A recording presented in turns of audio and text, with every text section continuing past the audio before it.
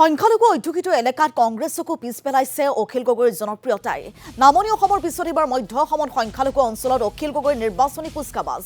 প্ৰতিশ্ৰুতিৰ পিছত প্ৰতিশ্ৰুতিৰ বন্যা বয় সংখ্যালঘু ৰাইজৰ নিচেই কাষত শিৱসাগৰ সমষ্টিৰ বিধায়ক অখিল গগৈ। ৰূপৈহাটত আজি অনুষ্ঠিত বিশাল সভাত আজি অখিল গগৈ এফালৰ পৰা আক্ৰমণ কৰিলে বিজেপি চৰকাৰ আৰু মুখ্যমন্ত্ৰী ডক্টৰ হিমন্ত বিশ্ব শৰ্মাক। অখিল গগৈৰ দাবী আধাতে বিদ্যালয় এৰি যোৱা ছাত্ৰ ছাত্ৰীৰ সংখ্যাৰে দেশৰ শীৰ্ষত আছে অসম।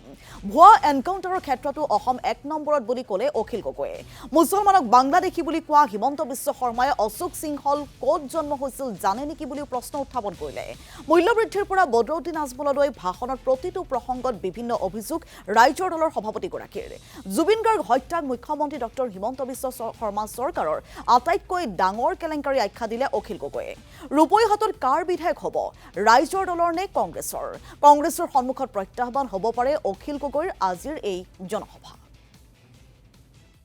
এই যে মিটিংবিলাক কৰি আছো, মিটিংবিলাক কৰি থাকি মই ৰাইজৰ লগত খালি এটাই কথা পাতি ফুৰিছো যে 2026 চনৰ বিধানসভা নিৰ্বাচনত আমি বিজেপি দলটোক ব্ৰহ্মপুত্ৰত দলিয়াই পেলাব লাগিব। এতিয়া বস্তুৰ দাম কিমান বাঢ়িছে নে নাই? হিমন্তই যে কৈ থাকে, হিমন্তই সদায় কৈ থাকে বোলে আমি হিন্দু মানুহৰ পাৰ্টি, মুছলমানক মাৰিবৰ কাৰণে বোলে আমাৰ বিজেপিৰ জন্ম হৈছে। কয় নে নকয়? কয় নে নকয়? কয়। মই এইকাৰণে হিমন্তক সুধো বিধানসভাত, মই বোলো হিন্দু হয় নে নহয়? মই অখিল গগৈ হিন্দু হয় নে নহয়? মই হিমন্তক সুধিছো যে অশোক সিংগালৰ ঘৰ ক'ত আছিলে আৰু অশোক সিংগালে ক'ত জন্ম হৈছিলে হিমন্ত বিশ্বই জানে নেকি?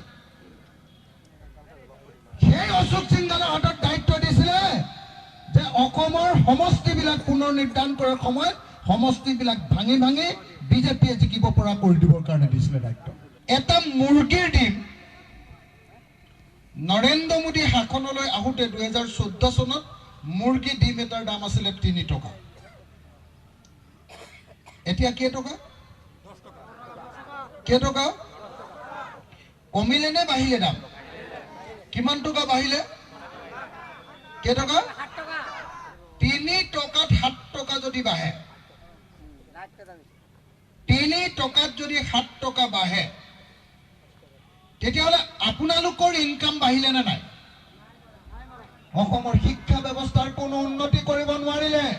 সেইকাৰণে আপোনালোকে জানেনে আজিৰ দিনটোতো গোটেই ভাৰতবৰ্ষৰ 37খন ৰাজ্য আৰু কেন্দ্ৰীয় শাসিত অঞ্চলৰ ভিতৰত অসমৰ পৰাই মিডিয়াম স্কুল, ছেকেণ্ডেৰী স্কুলত আধাতে স্কুল এৰি যোৱা ছাত্ৰ ছাত্ৰীৰ সংখ্যা, ভাৰতবৰ্ষৰ ভিতৰতে আধাতে স্কুল এৰা ছাত্ৰ ছাত্ৰীৰ সংখ্যা অসম 1 নম্বৰত।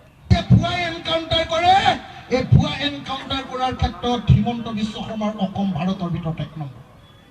এতিয়া কংগ্ৰেছ আৰু ৰাইজৰ দলৰ ভিতৰত কোনটো দলৰ মানুহ উঠিলে এইটো সমষ্টিত, ৰূপসী সমষ্টিত কংগ্ৰেছ আৰু ৰাইজৰ দলৰ ভিতৰত কোনটো দলৰ মানুহ উঠিলে বেছিকে ভাল হ'ব? মই প্ৰথমতে কংগ্ৰেছৰ নাম কৈছো। কংগ্ৰেছৰ কেণ্ডিডেট উঠিলেহে জিকিব, কংগ্ৰেছ উঠিলে ভাল হ'ব বুলি ভবা মানুহবিলাকে হাত ডাঙৰ।